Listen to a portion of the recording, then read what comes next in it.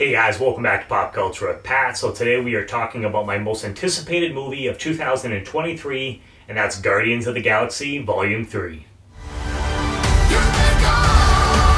We'll all fly away together. Into the forever.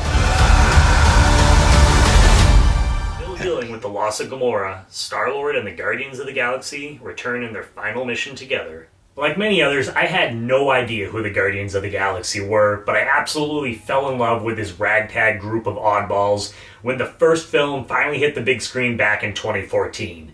I specifically remember seeing the trailer where you had a talking raccoon in a tree and just going, I have to see this movie. I don't know what it is, but it looks like it could be a lot of fun, and boy was I right. It ended up being one of my favorite Marvel films of all time. I actually ended up seeing that first film, I believe, 5 times in theaters. Then, of course, we had Volume 2 in 2017, we had Infinity War, Endgame, the Christmas special, and now we finally have Volume 3. So it's almost been a full decade getting to know these characters and their world, which is pretty crazy. And right from the get-go, the opening of this movie, I knew it was going to be a much more emotional Guardians film than what we had previously gotten up to this point, because just with the intro, the Marvel intro itself, it exclusively featured our Guardians in the intro, and it just kind of had this somber feel to it. And then right after the intro, we also get a little sneak peek of a little bit of Rocket's origin story, which, just a heads up guys, if you guys are animal lovers, there's definitely some material in here that might be a little hard to watch for you guys. So I just wanted to, to give you that heads up going into the movie if you weren't already aware.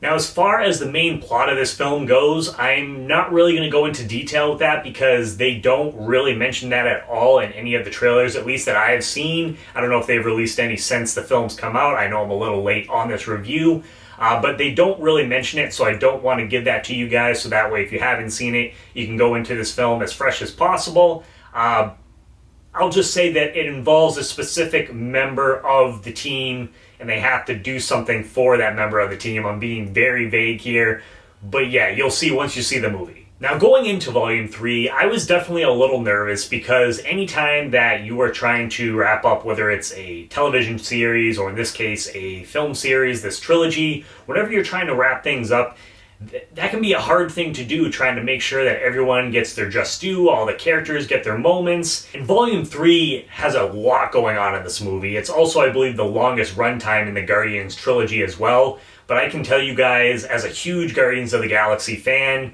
that I am satisfied with the way that James Gunn was able to wrap up this world, and at least these set of characters in the Guardians of the Galaxy world. Now, there's a number of certain things or certain characters, like I said, that's going on or the film focuses on, and so I'll kind of break those up in the next couple segments here. The first thing that I wanted to talk about was Gamora. So you guys know we lost our Gamora during the Infinity War Endgame films, and so, but we did see there was a past Gamora that the Guardians and Peter Quill had met. So when this film opens up, you can see that Peter is still struggling with the loss of their Gamora, our Gamora, and you can tell the rest of the team is really kind of getting worried about him because it's been going on for a little while now. Eventually, past Gamora ends up meeting up with Peter and the rest of the Guardians, and I loved exploring this dynamic because it was almost like getting a new character introduced to the team, because this isn't the same Gamora that we knew, when we saw the original Guardians of the Galaxy and then Volume 2.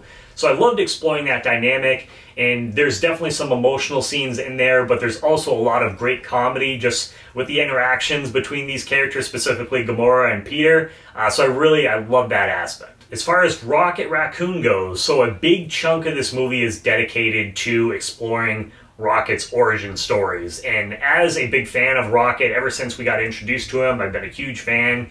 I was really excited to learn more about his backstory until you find out that his backstory is incredibly sad. There was a number of times in this movie where we were learning things about him and his past that had me tearing up for sure. Then we have Adam Warlock. So we got introduced or teased him back at the end of Guardians of the Galaxy Volume 2, which seems like forever ago now. It was like, 6 years ago?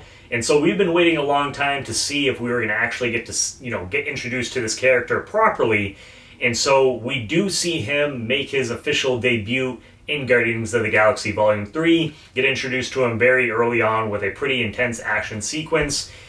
But after that, he's not in the film a ton, and I know some people were a little disappointed by that and how he's kind of handled in the film. Now, would I have liked to have gotten more of Adam Warlock in this movie? Sure. But at the same time, like I said, Guardians of the Galaxy Volume 3 has a lot already going on in it, and it's 2.5 hours already, so I was happy with what we did get, but I can totally understand for the people that were, a little upset with how they handled the character.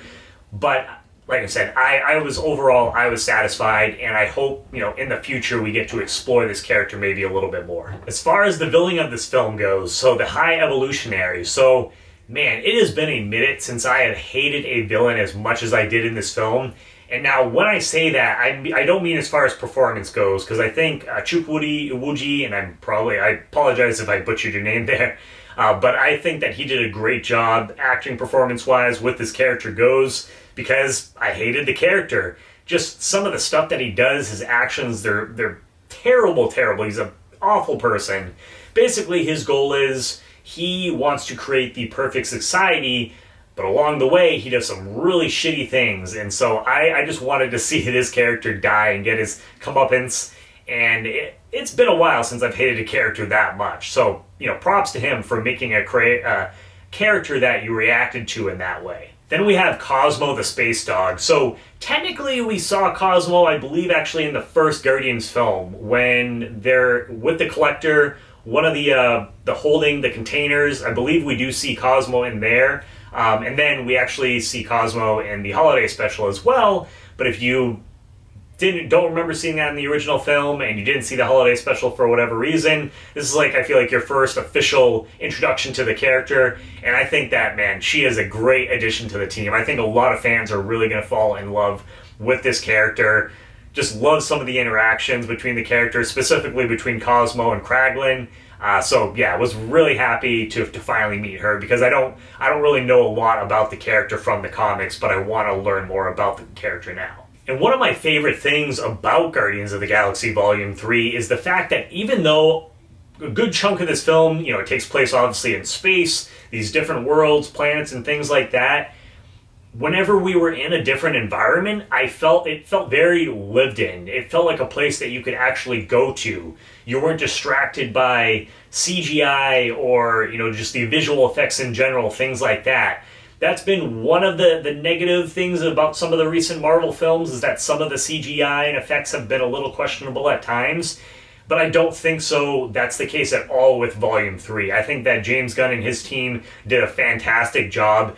And you can tell that because watching this movie, I just felt very immersed in the world with these characters. And something else that I really appreciated about this film is that where it's Volume 3, it's the last Guardians movie, at least that we're going to get for now. Who knows if they're going to make one down in the future, but at least with these characters, this is supposed to be the last film. So it felt like there were some major stakes here. Whenever there was characters that were in danger, I didn't know if, oh shit, are they going to kill this character off now because this is the last film? Are they going to kill this character off? So that, it just added to the emotional aspect for it and just made it for a much more fulfilling ride, as we got to the end of the film. I really appreciated having those stakes there, because sometimes you watch some of these movies and you're like, they're not going to kill this character because they're going to be in this movie. But this wasn't the case with this film. And speaking of emotion, while this is a much more emotional Guardians film than the previous two entries in the trilogy, you still have that classic Guardians humor mixed throughout the film as well. James Gunn does a really good job here of, when the film needed to be serious, it was serious. It definitely has those emotional moments that are going to make you tear up. And a lot of people, I've heard, when I've watched the film, 3 times now, I've heard several people crying in the theaters, including myself. I teared up several times. So when it needs to be serious, it's serious. But then when a moment calls for some comedy, he knows how to inject that comedy, and it feels natural. It doesn't feel forced. So that's also one of my favorite things about the movie too, because, and I've mentioned this a couple times, and people are probably, think that I'm shitting on the movie, but with Thor: Love and Thunder, there was moments in that film where it's I thought it needed to be a lot more serious than it was. They would have a serious moment, but then it would immediately be cut off by, a joke that I felt like didn't need to be there. So I feel like here with Volume 3, there's a much more better job of balancing those two aspects overall. And as far as all the action goes in the film, everything looked incredible. There's one specific scene in this movie, I won't go into details, but I will just tell you that it might be a top 5 MCU moment for me, where the whole team, they're in this hallway, something takes place in there, and holy shit, it was just epic on so many levels. And we can't talk about a Guardians of the Galaxy movie without referring to the soundtrack for the film. That's kind of one of the aspects of these movies that has become notorious with these films. James Gunn picking out the music for each one of these movies. And once again, I think he delivered. Man, this guy, he is at least as far as my musical taste goes, he is just like a master when it comes out to picking the soundtracks for these films, finding the right songs for the right moments, for the right characters. So once again, I really enjoyed the soundtrack. I've been listening to it nonstop ever since the film has come out. So overall, guys, as you can tell, I just love this movie. Honestly, it might be up there right with the original Guardians film. And if you guys know me, the original Guardians film, and I had mentioned earlier in this review, is one of my favorite movies in the MCU so far up to this point. This might be right up there. I'm going to let it, sit a little bit longer, but I have a feeling it's going to be right up there with the original film for me. It worked on so many levels. It hit me, in so many different ways. I was laughing, was crying. So I just had so much fun with this movie, and I think it has a really good rewatchability factor to it as well. Seeing how I've already seen it 3 times in the opening weekend. So it's just one of those movies, and I think that fans have been waiting for this, where some people haven't been as happy with some of the previous Marvel films. It seems like a lot of the audience is really connecting with this, which makes me so happy to see, just because I love this world, I love these characters, so to see them go out with a bang just makes me so happy. So as far as the score goes, I'm going to give this thing a 9.5 out of 10. I enjoyed the hell out of this. I can't wait to watch it again. I'm probably going to see it at least maybe like 1 or 2 more times in theaters. And then I'm for sure going to be picking up, adding to my collection once it hits its physical release. So overall, again, just love the movie. If you guys haven't checked it out, highly recommend you guys doing so. Even if you haven't seen some of the recent Marvel films and you've heard, Marvel's in a downslope, this one is definitely worth checking out for sure. But I want to hear what your guys' thoughts are overall. Give me your guys' ranking for the Guardians of the Galaxy films. I'm curious how you guys rank, 1, 2, and 3. So let me know down below in the comments. And also, actually, where would you rank this as far as trilogies goes or I should say films in the MCU that at least have 3 entries so far? Where would you rank the Guardians films compared to some of those other franchises? I'm curious on that. But yeah, again, if you guys are new to the channel, please hit that subscribe button as well as the bell button next to it. That way you get notifications for all my new videos. Give this video a thumbs up. And as always, guys, please make sure to check back for more Pop Culture with Pat.